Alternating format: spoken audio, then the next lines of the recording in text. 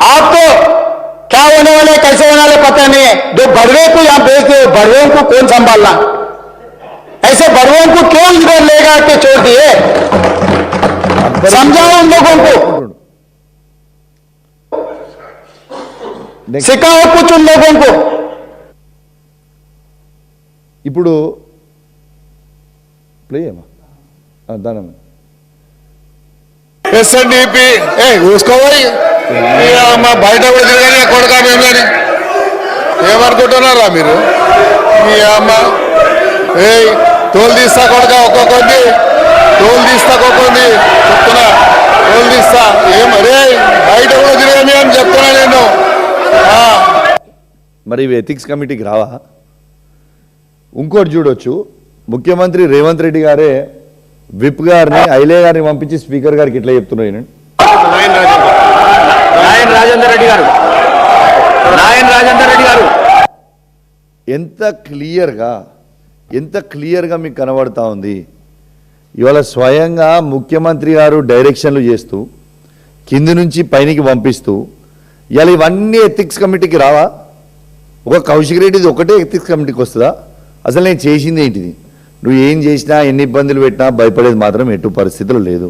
ప్రజల పక్షాన నిలబడి మాట్లాడుతున్నా అని నన్ను ఇబ్బంది పెట్టాలని నువ్వు అనుకుంటున్నావు. బరాబర్ నువ్వు ఎంత ఇబ్బంది పెట్టినా ప్రజల పక్షాన ఖచ్చితంగా నిలబెడతా, ప్రజల పక్షాన ఖచ్చితంగా నేను అడుగుతా. ఇంకోటి ఏమంటాడు రేవంత్ రెడ్డి గారు, ఇలా రాజ్ ఠాకూర్ గారిని రామగుండం ఎమ్మెల్యే గారిని లేపి మా దగ్గర కూడా కండలు తిరిగేటోళ్ళు బాగున్నారు, ఇలా కింద పడేసి ఒక్కటే దగ్గర కొడతాడు.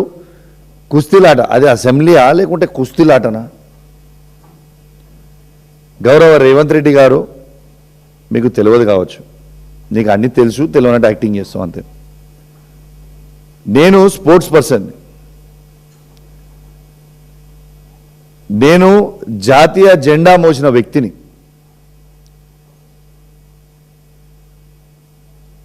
నా పర్సనాలిటీ మీద నువ్వు ఏడిస్తే నేనేం చేయాలి? దేవుడిచ్చిన పర్సనాలిటీ మీద నీకు దేవుడు ఇవ్వకపోతే నేనేం చేయాలి? నువ్వు నా పర్సనాలిటీ మీద ఏడిస్తే నేనేం చేయాలి అని నేను అడుగుతా ఉన్నా. ఇలా స్పోర్ట్స్ పర్సన్గా ఇలా ఈ ఫిట్గా ఉండడానికి ఉట్టిగా ఆషామాషిగా లేమి. ఇట్లా 20 ఏండ్లు కష్టపడి నేను భారతదేశంలోనే ఇండియా క్రికెట్ ఆడుతున్నప్పుడు, ఇండియన్ టీంలో ఉన్నప్పుడు, రంజీ ట్రోఫీ ఆడుతున్నప్పుడు నేను భారతదేశంలోనే అండర్-19 ఇండియన్ టీంలో ఫిట్టెస్ట్ ఇన్ ద కంట్రీ ఉంటే, నేను ఫిట్టెస్ట్ ఇన్ ద కంట్రీ అంటే క్రికెట్ ఆడుతున్నప్పుడు ఫిట్నెస్ టెస్ట్లు ఉంటాయి, ఫిట్టెస్ట్ ఇన్ ద కంట్రీ ఉంటుంది. నా ఫిట్నెస్ మీద, నా రూపం మీద కూడా నువ్వు ఏడిస్తే నేను ఏం చేయాలి? దానికి బాడీ షేమింగ్ ఉంటుంది. హరీష్ రావు గారి మీద బాడీ షేమింగ్ చేస్తారు, లేకుంటే హిమాంశు గారి మీద బాడీ షేమింగ్ చేస్తారు, లేకుంటే కేటీఆర్ గారి మీద బాడీ షేమింగ్ చేస్తుంటారు, నా మీద బాడీ షేమింగ్ చేస్తుంటారు. ఇదేమి దీనికోసం నేను ముఖ్యమంత్రి చేసిరా అని నేను అడుగుతా ఉన్నాను. ఇలా స్వయంగా ఇంకొక ముచ్చట కూడా చెప్తా ఉన్నాను. రేవంత్ రెడ్డి గారు ఈ రాష్ట్ర ముఖ్యమంత్రిగా వండుకుంటూ ఆడ నుంచి నన్ను చూసుకుంటూ, విజువల్స్ అన్నీ కూడా అక్కడ తీయగలిగితే తీయండి, ఇట్లా మీసాలు తిప్పుకుంటూ నీ కాలు చేతులు ఇరగొడతా అని చెప్పుకుంటూ, కడియం శ్రీహరి గారు కూడా అనరాని బూతులు మాట్లాడుకుంటూ ఇలా కాలు చేతులు ఇరగొడతామని చెప్తుంది. మరి వాళ్ళ ఎథిక్స్ కమిటీకి రారా? ఖచ్చితంగా రేపు ఎథిక్స్ కమిటీ ఫామ్ అయిన తర్వాత ఇవన్నీ ఎవిడెన్స్ తరలి మేము కూడా బీఆర్ఎస్ పార్టీ పక్షాన అందరి మీద ఎవరెవరు ఏమేమి మాట్లాడారు, ఏమేమి ఎంతమంది మాట్లాడారు, కాంగ్రెస్ పార్టీ నుంచి మొత్తం తీసి రెడీగా పెట్టుకున్నాం. మేము కూడా కంప్లైంట్ ఇస్తాం. రెండోది, అసలు మా పార్టీ నుంచి ఎవరన్నా ఒక్కరన్నా ఇట్లాంటి భాష మాట్లాడినరా ఒక్కసారి మీరు ఆలోచన చేయాలని నేను విజ్ఞప్తి చేస్తా ఉన్నాను. ఇలా దళితుల గురించి మాట్లాడుతూ ఉన్నాను.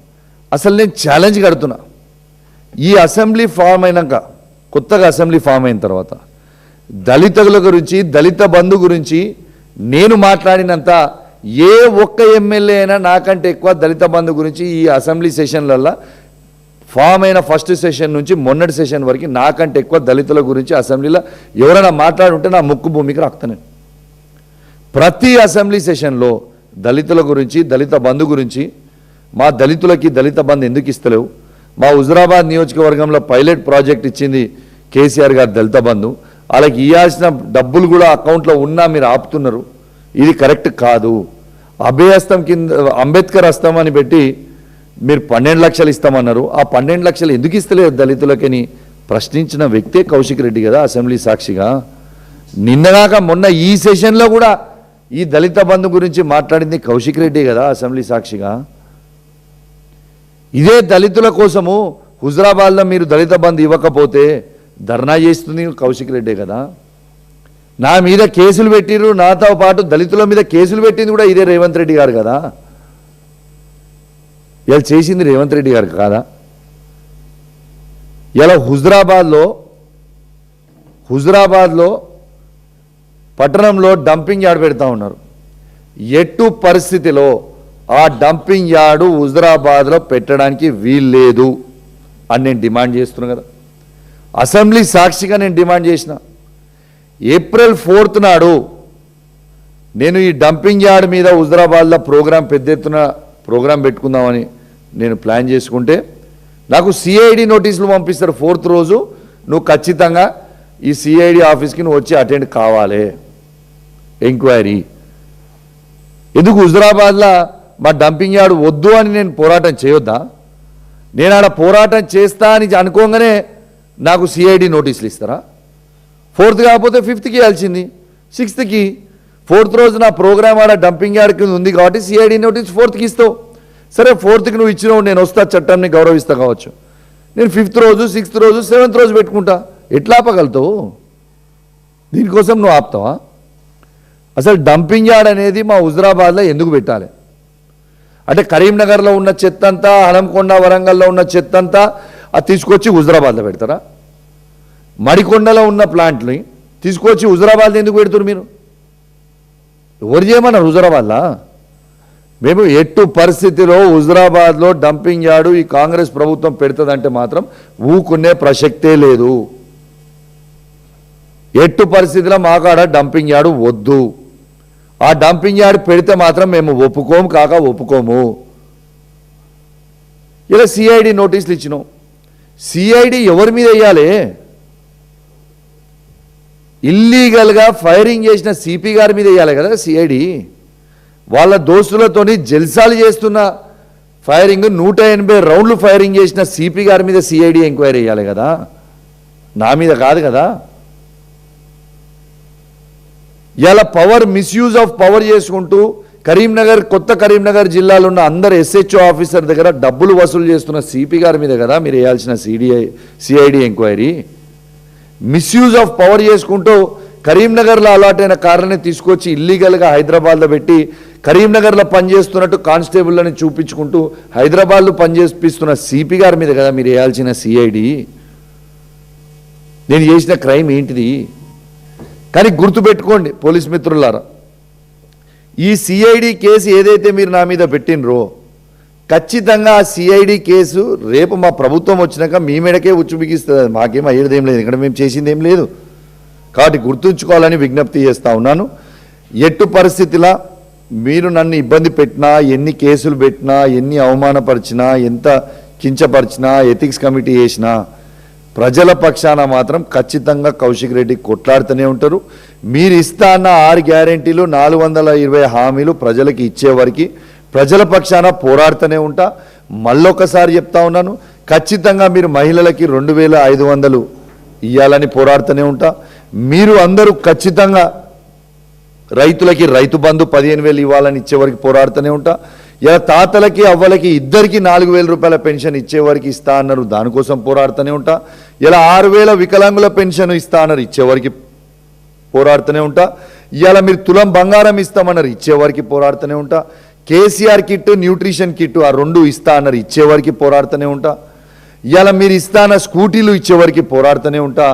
ఇలా నిరుద్యోగులకి 2 లక్షలు ఇచ్చేవారికి, 2 లక్షల ఉద్యోగాలు ఇచ్చేవారికి పోరాడుతూనే ఉంటా. నిరుద్యోగ భృతి 4,000 ఇచ్చేవారికి పోరాడుతూనే ఉంటా. మీరు ఎన్ని ఇబ్బందులు పెట్టినా, ఏది పెట్టినా మా తెలంగాణ ప్రజల కోసం, మా హుజురాబాద్ నియోజకవర్గ ప్రజల కోసం ఖచ్చితంగా పోరాడుతూనే ఉంటా. ఖచ్చితంగా వాళ్ళ కోసం నిలబడతా. ముందల ఎట్టు పరిస్థితిలో భయపడేది ఉండదని చెప్పి ఈ సందర్భంగా తెలియజేస్తా ఉన్నాను. వెంటనే మళ్ళీ చెప్తా ఉన్నాను, పొంగులేటి శ్రీనివాసరెడ్డి గారు కూడా వెంటనే బర్తరఫ్ కావాలి, బర్తరఫ్ చేయాలి మంత్రి గారిని. ఎందుకంటే this is the biggest illegal mining scam in Telangana state. దీనికంటే పెద్ద మైనింగ్ స్కామ్ అయింది ఏది లేదు. ఖచ్చితంగా తనని బర్తరఫ్ చేయాలి. దీనికంటే ఎవిడెన్స్ అనేది ఇంకా అవసరం లేదు. ఎట్టు పరిస్థితుల్లో బర్తరఫ్ చేయాలి, హౌస్ కమిటీ ఫామ్ చేయాలి. ఇది ఎక్స్చెక్కర్కి లాస్ అవుతా ఉంది. ఖచ్చితంగా దాని మీద మాత్రం వెంటనే చేయాలని కోరుకుంటూ, మరియు ఈ అవకాశం ఇచ్చిన మీ అందరికీ మరియు ప్రెస్ మిత్రులకి అందరికీ కూడా ప్రత్యేకంగా ధన్యవాదాలు. Thank you.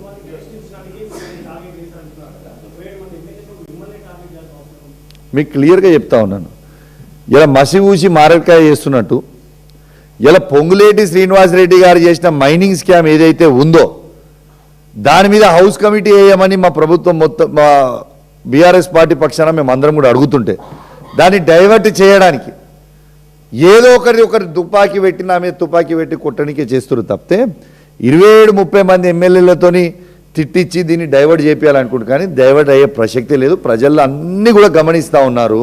ఖచ్చితంగా టైము సమయం వచ్చినప్పుడు ఖచ్చితంగా వాళ్ళకి కర్ర కాల్చి వాత పెడతారు ప్రజలు. We're just waiting for time. Thank you.